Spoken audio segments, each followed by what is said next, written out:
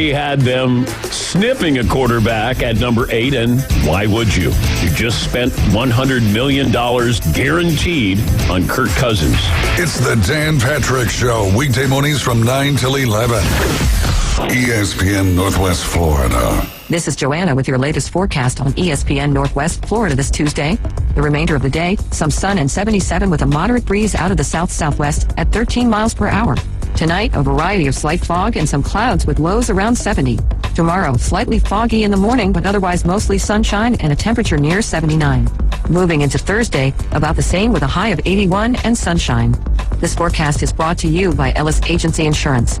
Thank you for keeping that dial at ESPN Northwest Florida. Rely on it. PCB Hobby, the beach's premier hobby store for sports cards, comics, coins, and trading card games. PCB Hobby carries the largest selection of boxes and packs from the latest releases of brands like Topps, Panini, Leaf, and more. Looking for a specific player or team? PCB Hobby has a wide assortment of raw and graded cards. They carry parallel rookie, game used, and autographed cards in both modern and vintage. Have a collection you want to sell? We buy, sell, and trade. PCB Hobby on Back Beach Road, just east of Florida Linen. Call 850-320-8388.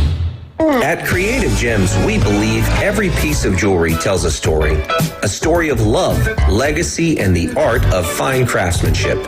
Family owned with every detail crafted on site in Panama City, Florida, we invite you to experience more than just shopping. It's a journey to remember. Come visit us online at creativegemsinc.com or in our showroom on Jenks Avenue, open Monday, Wednesday, and Friday. Creative Gems. Tired of flipping through channels and finding nothing good? Introducing KHS TV. Over 5,000 live streaming channels. All your local favorites. Fox, ABC, CBS, NBC. Plus, catch every game of the season with over 100 sports networks. ESPN, the NFL Network, and the NBA Network. It's more than just sports. KHS offers 50-plus movie channels, 150-plus entertainment channels, all your favorite news networks, and watch thousands of movies and TV shows on demand. All for just $40 a month with a one-time $2 billing fee. And you can watch up to 5 devices at the same time. Perfect for sharing with family and friends. Cut the cord, not the fun. To score KHS TV, go to ESPNPC.com and click on the TV logo. That's ESPNPC.com and click the TV logo. Hey there, employers. Are you in need of reliable and skilled workers to fill your staffing gap? Look no further than Labor Finders, your go-to full-service staffing solution. At Labor Finders, we offer a wide range of skilled, unskilled, and administrative personnel for all your employment needs. Whether it's short-term projects or long-term placements, we've got you covered. Our diverse pool of talent is ready to tackle any job. And guess what? We're always on the lookout for new talent to join our team. Partner with Labor Finders today and experience the difference. Visit our website or contact us now to find your perfect match. As a realtor, it's important who you choose as your title company. May we suggest South Oak Title? Their offices are modern, comfortable, and state-of-the-art. South Oak Title can close transactions in any location in Florida, Alabama, and Tennessee. Their free mobile app allows realtors to deliver a net sheet in seconds. They provide mobile closing services to accommodate buyers and sellers. Their offices are beautifully decorated, state-of-the-art, complete, safe, and secure. South Oak Title, creating a better title and closing experience through technology and tailored service. Visit them online at southoaktitle.com. WPLQ Port St. Joe, WGSX Lynn, powered by Panama City Toyota. ESPN Northwest Florida. Get ready. Let's play the game. Sports Talk Radio will never be the same. I just don't think that anybody's going to succeed in that system. It's a bad organization. It's just a bad organization. The Afternoon Underdogs. Onion pickles, onions pickles. Live and local. Look, it's impressive. On ESPN Northwest Florida. What is going on, Northwest Florida? You guys are now in the doghouse riding along with the Afternoon Underdogs, tuned into ESPN Northwest Florida. I'm David Hayes along with Tyler Bishop, Chef Ross. Max Delighten will be here shortly. He's here. He's just outside yapping on the phone. And Caveman Rick with us on the ones and twos. Hopefully you guys are having a great Tuesday evening as we get ready for a little bit of rain headed our way. We did not have a live show yesterday, so hopefully Hopefully you guys enjoyed the best of, though. We had a couple of call-outs yesterday, so just decided to throw a best of on. Great weekend. A lot of great stuff happening in sports in the NFL draft and right here locally, as well as Chef Ross, Kyle Albright, and myself, Coach V. There's a bunch of people down there for Wrestling Against Cancer, the 9th edition over there at Bayhaven Charter Academy. That was a great time. How was it for you there, Chef Ross? This was the best Wrestling Against Cancer I've been to. I think I've been to the last 4. Jack just does an amazing job putting this together. You can see that all of his heart is whoever he's picking that year to be the benefit. All of his heart goes towards that person, and it's like laser focused on, I'm going to make this the best day of this person's life that they've had. Yeah, man, and I think Jaden definitely enjoyed it. We had a lot of great matches, a lot of great giveaways for the raffles. Look forward to the 10th edition of that coming up next year. So that was a lot of fun, and hopefully you guys can join us for the next edition of Wrestling Against Cancer. It was a pleasure to meet Coach V, who is, I would call him the athletic director over there at Bayhaven Charter Academy, definitely the football coach, helped us set everything up and break everything down. I stayed afterwards and help break down a little bit as well. So great time. And yes, shout out to Jack, shout out to Jaden, and shout out to all of the talent and everyone that was involved there with Wrestling Against Cancer 9. Tyler, last Tuesday, we were doing a mock draft live on the air, but on Thursday we were down there at St. Andy's. How was that evening for you? How was the first round of the NFL draft for you? Man, it was a great time. We ended up probably having 20, 25 people up there at the front bar there at St. Andy's. They were great hosts, let us stay there all night, closed the place down essentially.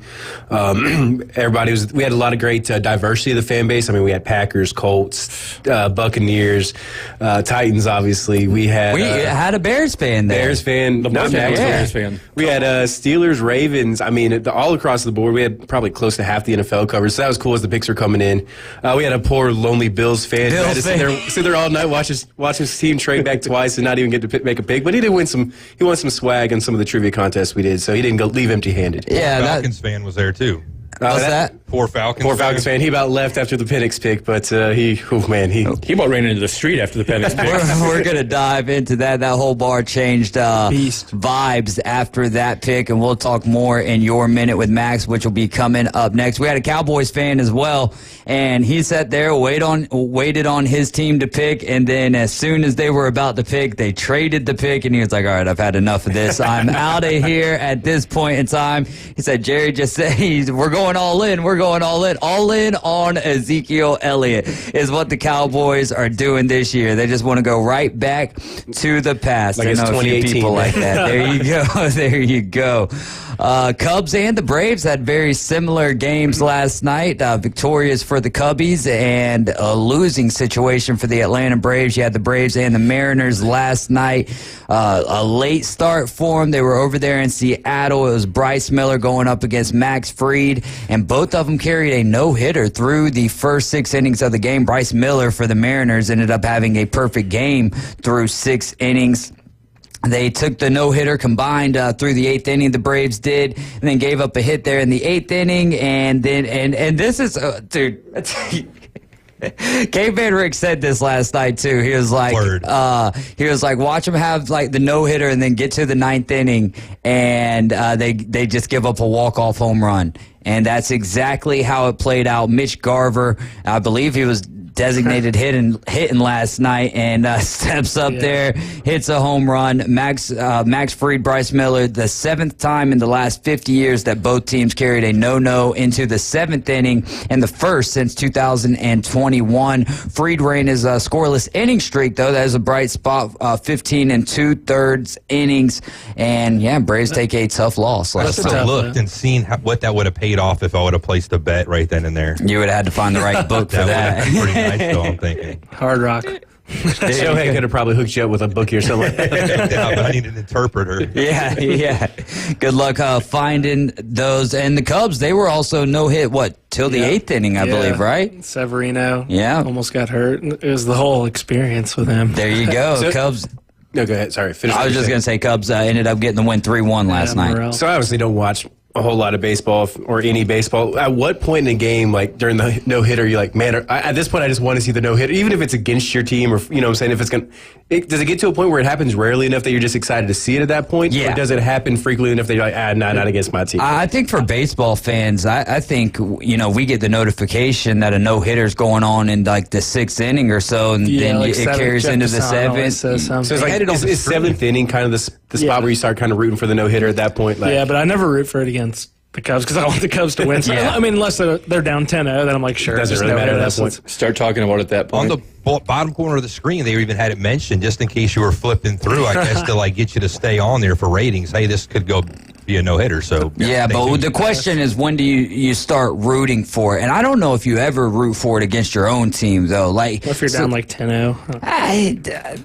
I mean, I think it's one of those tongue-in-cheek type of roots for it. Like, you guys are sucking so bad tonight that essentially I just want to see you get no hit. But still, you still, I don't know. Me, if my team, I don't care if it's 21-0, like, you deserve to be no hit. But like, come on, someone break us out of this rut. Like, I don't want to see my team get shut out or no hit. I love, and it's totally like a bad etiquette thing, but when people try and bunt to get a hit against a no-hitter and they get a hit, people get so ticked off. You love that. I love it good too, baseball. though. Yeah, it is. I mean, that Defend is better. That is baseball. We're seeing a few, I think we're starting to see more teams play a little small ball effort, and that's fun. And so I don't care if you're, if it's the bottom of the 9th and there's one out and you feel like bunting to get on base, then by all means, especially do what you got to do. rivalry game, man. If you got two rivals going against each other, there you go. Kind of, get them below the belt. There you go. If you feel like bunting and feel like taking one of the ribs your next at bat, go ahead and lay that bunt down. There you go. But the next at bat ain't going to be till the next day more than likely. So you got time to prep for it, man. You can go get you one of them shirts that's got some padding, like you're going to wear some football pads or something. Pitchers are like such weird people, like goalies in sports. So like I feel like they get so worked up when someone does that. They always end up, walking over to first base and exchanging some words with the guy who bunted. Yeah. Hey? It is what it is. Yeah, exactly. Well, you can't shift these days. You can kind of a little bit. Michael, I mean, like the other day they had. You can bring your corners. The formation moved over a little, and Michael Bush bunted right down the line. And I think shortstop's got to have both feet on one side of the bat, or on the. Technically, that would be the right side of the bag. You have to have two infielders on each side of second base. Yeah, exactly. Mm-hmm. And who was it that balked in a run last night from one of the from the pickoff attempts? Oh man, I know exactly what play you're talking about too. I want to say it might have been the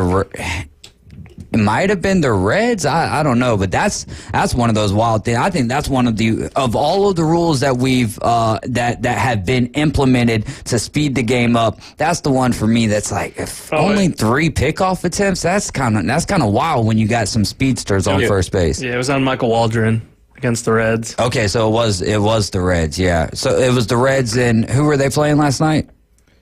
What did he do wrong?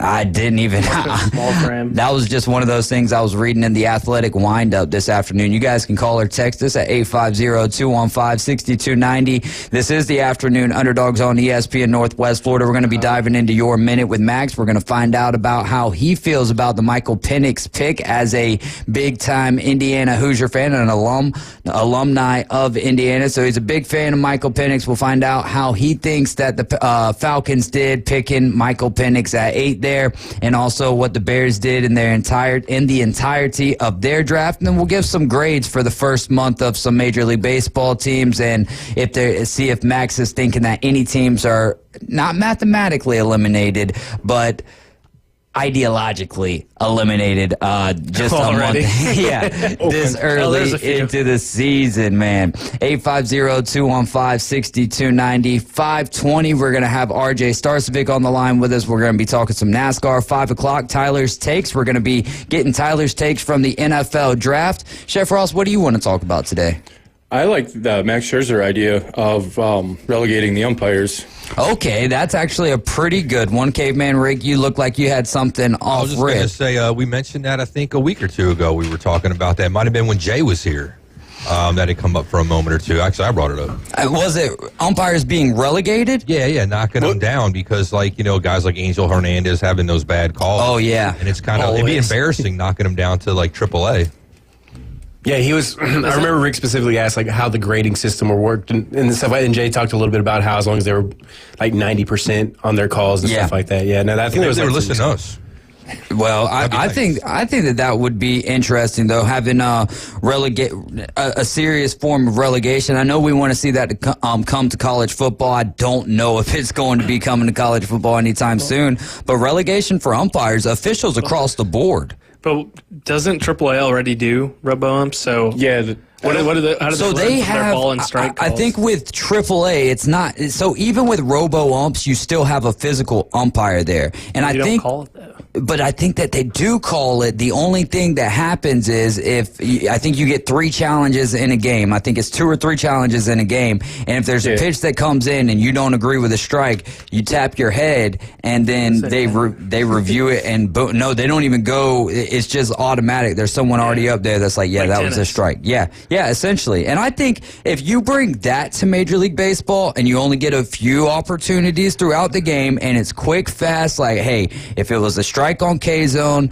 then it's a strike. If it was a ball on K-zone, then it was a ball. The only issue that I feel like we're going to run into is a non-customized strike zone, because a strike zone isn't just some box that's sitting up there. A strike zone is relative to the human being that's standing in the batter's box. We have to have good enough technology. No way. We've been because you and I have always been on like team ump, and I think like it's gotten to the point where enough guys throw hard enough and enough guys that are spinning the ball enough that calls are being so bad. Like if you look at those ump scorecards, it's like 92%. Like there's human error, but it can't be dictating the game. And a lot of times for guys who have good eyes, those are the guys who get the most punished. Like Juan Soto, Mike Trout, they've struck out on so many game-ending calls where, like, did you see Soto the other day? It was 3 balls and they were all called strikes. But it's like stuff like that can't happen. I'm with that to an extent, but I'm also one of the things, or I guess I would be on the side of like swing the bat. You know what I mean? Like, but if it's not a strike, why are you going to swing the bat? I'm with you there as well. Like you and I might have been decent hitters growing up, but we never got the Mike Trout, Juan Soto treatment going up to bat, so they're never getting good pitches anyway. Well, but if the ball is like if a ball is a ball off the strike zone. They were like bad though. I get that there's a lot of those, and those are the umpires that need to be relegated. If we're talking 2 balls off of the strike zone, but let's look this back. Greg Maddux, one of the greatest pitchers of our lifetime. Okay, where's AG when you need him? The best pitcher of all time. Okay. Some could say that. I can make the argument for and against him being the best, but he's definitely top 5. Okay. Everything he threw was on the black. Yeah. How much of that on the black was a baseball's worth outside that he was getting? With Greg Maddux, because you talk about the Mike Trout and the Juan Soto calls, Greg Maddux was also getting some of those calls as well. And when you're hitting your spots consistently... I would say Pedro was and not Maddux, because Maddux was just going for the soft contact. So he's not really a beneficiary of the. I would say that Maddux did get some calls. Well, without having all of the charts right in front of us, I would say that he did have some favorable calls, but he was also so consistent. That's the thing. When you're sitting back there as an umpire, it's so hard to see where. Right. It's also your catcher framing, pitches and stuff like that too, and that's a big help. I don't know. I think MLB umpires are getting way too much. Like, what other place can you be that bad at your job and retain your, like they make NBA. Like Angel Hernandez makes $460,000 to suck at his job. Unions are horrible. Unions are. I see real quick too, just off kilt or UAB, their players and stuff, they're unionized. First D1 school. I saw something about that. But I don't think we really know any of the details that are going along with that. It's just like, hey, we've got a union. We're over here by ourselves. We were already kind of unionized anyways as players, and now we're just, putting a stamp on it. UAB and the Northwestern trying to unionize a few years ago. Smart kid school, though, Well, I'm just saying, if there's anybody that's going to do it, it's probably going to be some kids like that. They're going to try to, manipulate. Tonight, I forgot to mention this. Reynaldo Lopez is going for the Atlanta Braves, 2-0 with a .72 ERA. He's only allowed 2 earned runs in 25 innings this season. The Mariners have Luis Castillo going. He's 2-4 with the ERA of 4.15. He is going for his 3rd straight victory after starting the season 0-2. 104. And also, Chance Jenkins locally assigned a scholarship for football with Southern Miss. Last year at Bozeman, Chance rushed for 1,002 yards and 13 tutties. He also had a 520 yards receiving.